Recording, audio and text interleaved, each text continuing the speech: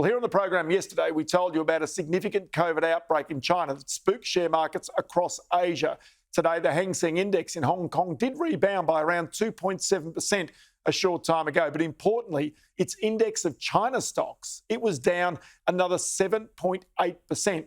To explain the impact, let's bring in here Ligang Liu, who is the head of global strategy investments at Citi Private Bank in Hong Kong. Ligang, people are already talking, thanks for your time, people are already talking about China's economic growth maybe slowing as a result of this outbreak. Is that your feeling?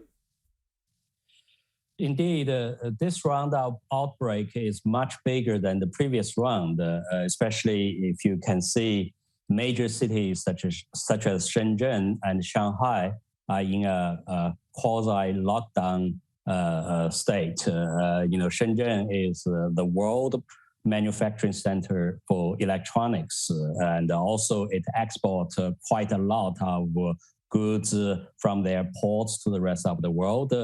1 week lockdown of such an important city definitely will dim China's GDP growth outlook. We think that at this moment, the government has set a rather ambitious growth target at 5.5%. Given this current outbreak and limited policy implementation in China's fiscal and monetary policy push, we think there's a great risk this 5.5% growth could be missed this year. And Ligang, I've got to say the one thing, this kind of tests China's resolve to have a zero policy COVID inside its country, but the lockdowns quite clearly are trying to demonstrate that the country can get on top of this outbreak very quickly. It's now around 5,200 people, that is of yesterday. The question is what it does now with the lockdowns. Yeah, I think this zero COVID policy has served China quite well over the last 2 years. We hope the current policy can continue to work with the outbreak of Omicron cases. But if you look at the Hong Kong cases, over the Chinese New Year, it moved from only a few hundred to more than 50,000 to current around 27,000 cases. It suggests that the nature of the COVID has been changing.